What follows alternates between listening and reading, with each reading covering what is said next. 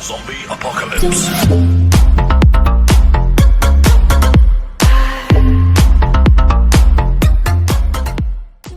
Hello everyone, आप सभी का स्वागत है इस सेशन के 42nd वीडियो में, जिसपे हम लोग सीख रहे होंगे फाइंडिंग पीक एलिमेंट। अब आप सभी के दिमाग में ये आ रहा होगा कि पीक एलिमेंट क्या है। पीक एलिमेंट क्या है? पीक एलिमेंट एक ऐसा एलिमेंट है जो क्या हो, अपने नेबर्स से बड़ा हो। नेबर्स मतलब सपोज हमारे पास एक एरे है जिसमें एलिमेंट्स हैं 37, 94, 44, 33, 16। ठीक है भाई, तो इस केस में पीक एलिमेंट कौन सा होगा? पीक एलिमेंट का डेफिनेशन क्या है? वो क्या होना चाहिए? अपने नेबर्स से बड़ा होना चाहिए। नेबर्स मतलब अपने लेफ्ट साइड में जो एलिमेंट है और जो राइट साइड में एलिमेंट है उससे बड़ा होना चाहिए। ठीक है, तो पीक एलिमेंट इसमें केस में आप लोग देख सकते हो ये 94। ठीक है, क्यों? क्योंकि इसके लेफ्ट साइड में जो एलिमेंट है 37 और जो राइट साइड में एलिमेंट है 44 दोनों से बड़ा है। ठीक है, 37 is less then 94 and 94 is greater than 44।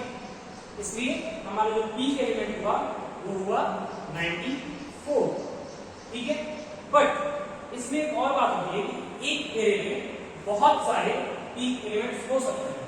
जैसे सपोज एक एरे है जिसमें एलिमेंट्स हैं 1, 3, 2, 14, 22, 8, 33, 16। अब इस केस में अगर आप देखो कि पीक एलिमेंट कितने सारे हैं। सबसे पहला पीक एलिमेंट ये है 3, क्योंकि ये 1 से ही बड़ा है और 2 से ही बड़ा है। ठीक है, दूसरा है 22, क्यों? क्योंकि ये 14 से ही बड़ा है और 8 से ही बड़ा है। और तीसरा है 33। ठीक है, ये 8 से ही बड़ा है और 16 से ही बड़ा है। ठीक है, अब एक और केस ले लें जिसमें एक एरे है जिसमें एक एलिमेंट है 7। इसमें एक ही एलिमेंट है, तो इसमें पीक एलिमेंट कौन सा हुआ? पीक एलिमेंट हुआ 7। क्यों? क्योंकि लेफ्ट साइड और राइट साइड में इसके कोई एलिमेंट है ही नहीं, तो ऑब्वियसली क्या हुआ? पीक एलिमेंट हुआ। ठीक है, अब हमें क्या करना है? एक ऐसा फंक्शन लिखना है जो क्या करे, पीक एलिमेंट फाइंड करके हमें दे। ठीक है, तो पीक एलिमेंट फाइंड करने के लिए हमारे पास दो वे है। ठीक है, एक तो हमारे पास नाइफ सॉल्यूशन है और दूसरा है एफिशिएंट सॉल्यूशन। तो सबसे पहले नाइफ सॉल्यूशन देखते हैं, उसके बैकलॉग देखते हैं कि उसमें क्या कमी है जिसके कारण हमें एफिशिएंट वे की तरफ मूव करना पड़ रहा है।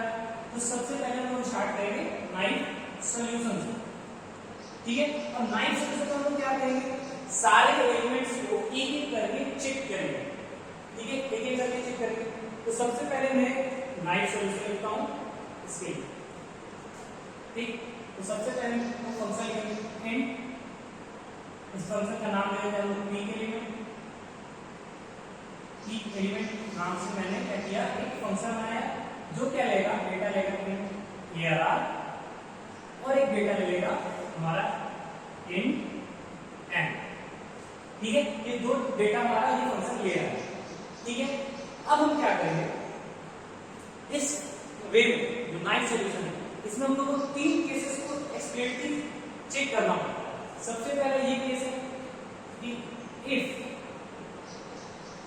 ARR 0 is greater than ARR 1। ठीक है, सबसे पहले मैं आपको 3 केसेस बता ही देता हूं। ठीक है, सपोज हमारे पास एक एरे है। ओके, एग्जांपल एक एरे है जिसमें एलिमेंट्स हैं 37, 16, 44, 13 और 19। ठीक है, ये एक एरे है। अब इसमें हम लोग देखें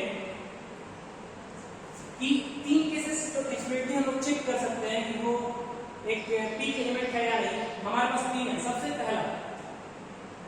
सबसे पहला होगा कि अगर हमारे 0 वाला जो एलिमेंट है, ठीक है, ARR 0 क्या है, ARR 1 से बड़ा है, तो हम सिंपली क्या करते हैं, पीक एलिमेंट हमारा कौन सा हो जाएगा? पीक एलिमेंट हो जाएगा हमारा ARR 0। ठीक है, क्यों? क्योंकि इसके लेफ्ट में कोई एलिमेंट है ही नहीं, तो हम लोग को सिर्फ एक सर्च करना है इसको हम लोग चेक कर सकते हैं। फिर लास्ट एलिमेंट हम लोग चेक कर सकते हैं कि अगर हमारा जो लास्ट एलिमेंट है वो सेकेंड लास्ट एलिमेंट से बड़ा हुआ, ठीक है, तो हमारा क्या हो जाएगा, वो पीक एलिमेंट होगा। तो एक और पीक एलिमेंट है इसमें, कौन सा, 19, क्योंकि 13 से वो बड़ा है और राइट साइड में कोई एलिमेंट है ही नहीं, तो क्या हो जाएगा, ये ARR n-1। ये जो दो केसेस हुए, तो एक और कौन सा केस बचा, वो एक ऐसा केस है कि अगर जो हमारा ARR है उसमें सिर्फ एक ही एलिमेंट हुआ 7, ठीक है, 7 या कोई भी एलिमेंट हो सकता है, अगर सिर्फ वो एलिमेंट हुआ, सिर्फ एक एलिमेंट, तो हम लोग क्या कर देंगे, ARR 0 रिटर्न कर देंगे, ठीक है। ये हमारा पीक एलिमेंट हो गया। ये हमारे 3 केसेस हैं जो हम लोग लाइव सॉल्यूशन में एक्सपेक्टली चेक करेंगे, ठीक है। तो हम लोग सबसे पहले चेक किए कि अगर ARR 0 ARR 1 से बड़ा है तो आप क्या करो, रिटर्न कर दो ARR 0, रिटर्न ARR 0, ठीक है भाई। अब बात आती है दूसरे केस की तरफ कि अगर ARR n-1 बड़ा होता है ARR n-2, मतलब जो सेकेंड लास्ट एलिमेंट है उससे हमारा जो लास्ट एलिमेंट बड़ा होता है, तो हम लोग रिटर्न कर देंगे last element, return ARR n-1, ठीक है। अब तीसरा केस क्या है कि पूरे एरिया में सिर्फ एक ही एलिमेंट प्रेजेंट है, तो एक ही एलिमेंट प्रेजेंट कब होगा, जब n = 1 हो जाएगा। इफ n = 1 तो रिटर्न कर दो ARR 0, रिटर्न ARR 0। अब बात आती है कि सपोज ये जो फर्स्ट एलिमेंट है ये भी पीक एलिमेंट नहीं है और लास्ट वाला भी पीक एलिमेंट नहीं है, ऐसा भी केस हो सकता है। सपोज अगर यहाँ पे हम लोग सिर्फ 3 कर देते हैं, ये हो गया 3 और ये हो गया 1, ठीक है। अब एक ऐसा एरिया है ये वाला एरिया, तो इसमें पीक एलिमेंट कौन सा होगा, हम देख सकते हैं कि 44 होगा, क्योंकि ये 16 से ही बड़ा है, 19 से ही बड़ा है। तो इसको कैसे चेक करेंगे, इस तीनों केस से तो नहीं होगा, तो इसको चेक करने के हम लोग लगाएंगे फॉर लूप, ठीक है। फॉर लूप लगाएंगे, फॉर इन i = 1 से हम लोग स्टार्ट करेंगे, i n तक जाएंगे और i++ से अपडेट करेंगे, ठीक है। फिर इसके अंदर हम लोग कंडीशन लगाएंगे कि if ARR i is greater than ARR equals to ARR i-1, हम लोग कह रहे हैं कि ARR i जो है, ठीक है, i जहां पर दिया उससे पहले वाला एलिमेंट, अगर i बड़ा है, ARR i बड़ा है उससे पहले वाले एलिमेंट से, उसके बाद एक और कंडीशन डाल देंगे and ARR i is greater than equals to ARR i+1। हम लोग कह रहे हैं कि जो ARR i है वो i+1 से ही बड़ा होगा और i-1 से ही बड़ा होगा, तब क्या हो जाएगा, हमारा ARR i होगा पीक एलिमेंट। तो उसके बाद हम लोग कर देंगे रिटर्न ARR i, इससे हमारा क्या हो जाएगा, पीक एलिमेंट फाइंड हो जाएगा, ठीक है। अब अगर हम लोग इसको समझे इस एग्जांपल से, ठीक है, सेम एग्जांपल रहेगा हमारा, ठीक है। चलिए यहाँ पे है हमारा 3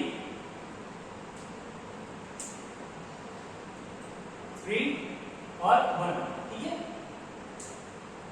चलिए अब हम लोग का फंक्शन स्टार्ट हुआ, ठीक है भाई। ARR 0 क्या है, ARR 1 से बड़ा नहीं है, ठीक है भाई। चलिए ये कंडीशन तो फॉल्स हो गया। दूसरा कंडीशन में आते हैं हम लोग ARR n-1 is greater than ARR n-2, तो 1 13 से बड़ा नहीं है, ये भी कंडीशन कर रहा हूं, और n का वैल्यू 1 से ज्यादा है, ये भी कंडीशन कर रहा हूं। फिर हम लोग आते हैं फॉर लूप में, i = 1 से स्टार्ट होता है, i हमारा यहाँ पे आया शुरू में, ठीक है। फिर ये चेक करता है इस i का ARR i जो है i-1 से बड़ा है क्या, हाँ भाई बड़ा है।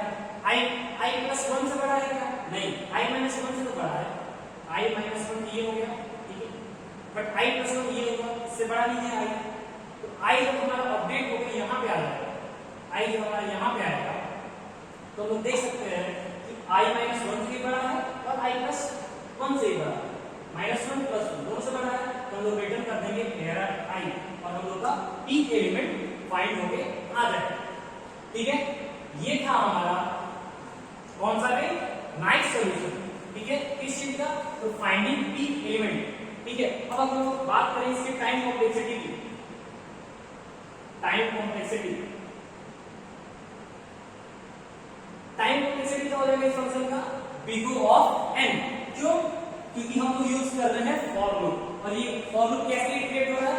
+1 कर, इसलिए हमारा जो टाइम कॉम्प्लेक्सिटी इस फंक्शन का वो है बिग O ऑफ n। ठीक है, ये हमारा हो गया एक फंक्शन जो क्या करता है? पीक एलिमेंट को फाइंड करता है। चलिए अब हमें क्या करना है? एक ऐसा वे फाइंड करना है जिससे कम टाइम में, ठीक है, इफिशिएंट वे का मतलब क्या होगा कि हमारी वो हमारा कम टाइम में सेम प्रॉब्लम सॉल्व करके हमको दे दे, वही इफिशिएंट सॉल्यूशन है। तो हमारे पास अभी log n टाइम में हमारा ये फंक्शन कंप्लीट करके दे दे रहा है। तो हमें एक ऐसा फंक्शन फाइंड करना होगा जो टाइम कॉम्प्लेक्सिटी क्या हो उसका? बिग O ऑफ n से कम हो। तो बिग O ऑफ n से तो देखते हैं, अगर हम लोग बात करें बाइनरी सर्च से भी हम लोग इस प्रॉब्लम को सॉल्व कर सकते हैं। तो उसका टाइम कॉम्प्लेक्सिटी क्या होगा? Big O of log n। तो हम लोग ट्राई करते हैं इसको बाइनरी सर्च से सॉल्व करने का, सेम प्रॉब्लम। ठीक है, तो बाइनरी सर्च कैसे लिखते हैं हम लोग? बाइनरी सर्च का फंक्शन लिखेंगे हमें int p element, same function हम लिखते हैं p एलिमेंट, और क्या क्या डेटा लेंगे? int ARR और int n, ये भी सेम डेटा लेगा। ठीक है, अब बात आती है फंक्शन। फंक्शन कैसे स्टार्ट होगा हमारा? फंक्शन स्टार्ट होगा, सबसे पहले लोग क्या करते हैं? int लो बनाते हैं। int लो, इसका वैल्यू क्या होता है? 0, और एक वेरिएबल बनाते हैं हाइट, जिसका वैल्यू क्या होता है? n-1। ठीक है, अब ये हम लोग क्या करेंगे? एक लूप लगाएंगे, व्हाइल लूप, तब तक low is less than equals to height, ये लूप अपडेट हो जाएगा।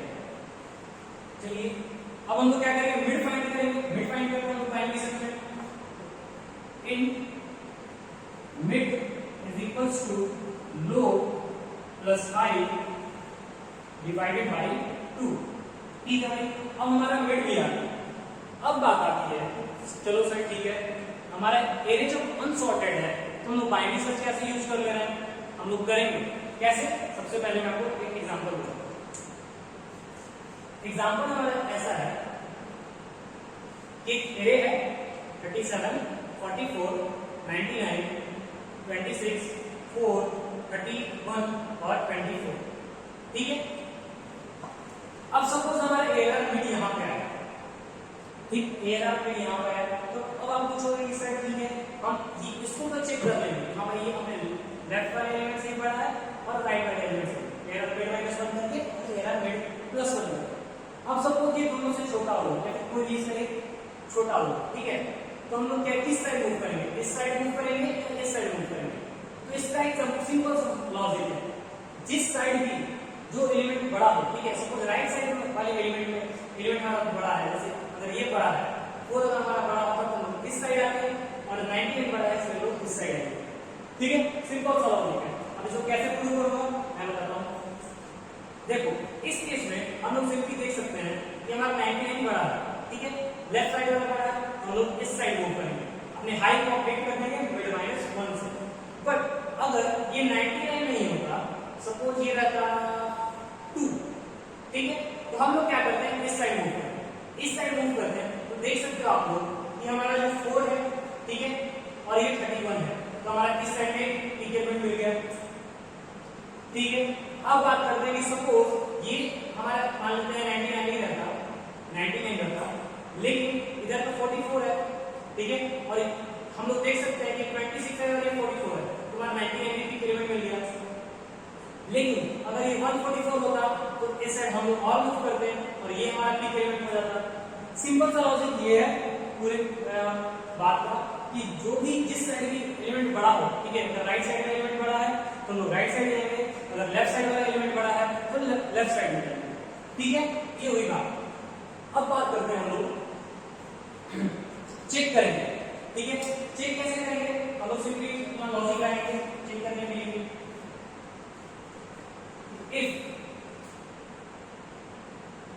if mid is equal to zero, mid क्या हो, जीरो हो, या तो मिड जीरो हो या फिर एआर मिड क्या हो, ग्रेटर देन हो एआर मिड माइनस 1। ठीक है, सबसे पहला कंडीशन है कि या तो जो मिड आया वो जीरो हो और एआर मिड क्या हो, ग्रेटर देन हो एआर मिड माइनस 1 से। एक पहला कंडीशन तो हमारा ये हुआ। इसके अंदर एक और कंडीशन है, या तो mid is equal to n minus 1, mid क्या हो n-1 हो, ठीक है, लास्ट वाला एलिमेंट हो, या फिर क्या हो एआर मिड जो है ग्रेटर देन हो एआर मिड माइनस 1 से, एआर मिड माइनस सॉरी क्या होगा हमारा ये मिड प्लस 1 से बड़ा हो, ठीक है, मिड माइनस 1 तो यहां हो गया। अब अगर ये दोनों कंडीशन, दोनों में से कोई एक कंडीशन, जैसे कि इन दोनों में से कोई एक कंडीशन ट्रू हुआ या फिर इन दोनों में से कोई एक कंडीशन ट्रू हुआ, ठीक है, दोनों में से एक कंडीशन ट्रू हुआ, तो हम लोग रिटर्न कर देंगे रिटर्न एआर मिड। ठीक है, इसका सिंपल सा लॉजिक ये है कि अगर हमारा जो मिड है, ठीक है, वो सबसे लेफ्ट मोस्ट एलिमेंट हुआ, ठीक है, तो हम लोग को ये चेक करने की जरूरत है नहीं, ठीक है, उसके लेफ्ट साइड में कोई और एलिमेंट प्रेजेंट नहीं है, क्योंकि मिड तो सबसे मिड हमारा जीरो है, ठीक है, इस केस में।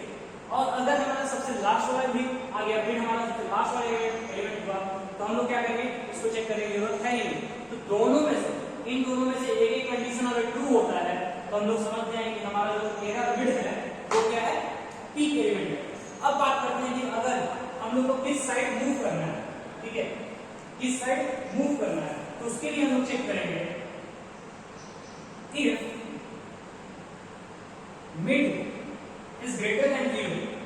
सबसे पहले हम लोग को पता होना चाहिए, हाँ, अगर मिड क्या है, ग्रेटर देन जीरो है, ठीक है, एंड एआर मिड क्या हो, हमारा मिड माइनस 1 से छोटा हो, एआर मिड माइनस 1 से छोटा हो, तो हम लोग क्या करेंगे भैया, तो हम लोग क्या करेंगे, हाई को अपडेट करेंगे, high is equals to mid minus 1। इसका मैं आपको लॉजिक समझाऊंगा दोबारा, एल्स इसका एल्स पार्ट डालेंगे और लो को अपडेट कर देंगे हम लोग, low is equals to mid plus 1, ठीक है, और ये हो गया हमारा फंक्शन खत्म। ठीक है, अब मैं आपको एग्जांपल से समझाता हूं, ठीक है भाई, चलिए सेम एग्जांपल लेते हैं हम लोग और देखते हैं। लो हमारा है जीरो, लो है zero, low is equals to zero, और high is equals to n minus 1 क्या है, n 1 2 3 4 5 6 7, तो हमारा n क्या हो, n है 7 और हाई हो जाएगा 6, ठीक है, तो हमारा मिड क्या होगा, मिड हो जाएगा 3, 0 प्लस 6 बाई 2 इक्वल्स टू 3, तो 0 1 2 3 हमारा मिड आया यहाँ, ठीक है। अब हम लोग चेक करते हैं इस कंडीशन को कि हमारा मिड क्या है, 0 है, नहीं, AR mid is greater than AR mid minus 1, AR mid minus 1 से बड़ा है क्या, नहीं, तो यहाँ पे ये दोनों कंडीशन फॉल्स हो जाता है, तो हम लोग इस पूरे इफ में आएंगे नहीं, ठीक है, एल्स पार्ट करेंगे हम लोग और फिर देखेंगे हाँ भाई मिड क्या है, ग्रेटर देन 0 है, चलिए एक कंडीशन तो ट्रू, दूसरा कंडीशन क्या है, एआर मिड क्या है, छोटा है मिड माइनस 1 से, हाँ भाई 99 से छोटा है 26, ठीक है, तो ये कंडीशन हमारा ट्रू हो गया, तो हम लोग क्या करेंगे, हाई को शिफ्ट करेंगे मिड माइनस 1 से, हाई हमारा क्या हो जाएगा, मिड माइनस 1, तो high equals to 2, high equals to 2, ठीक है, और लो हमारा है अभी 0, ठीक है, तो मिड क्या हो जाएगा, मिड हो जाएगा हमारा 0 plus 2 divided by 2 equals to 1, ठीक है, अब हमारा मिड क्या है 1, 0 1, मिड हमारा यहाँ पे है, ठीक है भाई, मिड आप देख सकते हो कि 144 क्या है, छोटा है, सॉरी बड़ा है, 37 से और 99 से बढ़ा है तो हमारा 144 रिटर्न हो जाएगा। और अगर हम लोग बात करें इस फंक्शन की टाइम कॉम्प्लेक्सिटी की तो सिंपली हमारा टाइम कॉम्प्लेक्सिटी है टाइम कॉम्प्लेक्सिटी इस फंक्शन में क्या है बीगो ऑफ लॉग एन। ठीक है, ये फंक्शन का टाइम कॉम्प्लेक्सिटी क्या होगा बीगो ऑफ लॉग एन। सो ये था हमारा फाइंडिंग पीक एलिमेंट का एफिशिएंट सॉल्यूशन। इसके पहले हम लोग देख चुके हैं 9 solution finding peak element. I hope आप लोगों को सारे पार्ट्स इसके समझ में आ गए होंगे। नहीं भी समझ में आया हो आप कमेंट सेक्शन में अपने डाउट्स लिखो, मैं उसको as soon as possible reply करूंगा। So thank you everyone.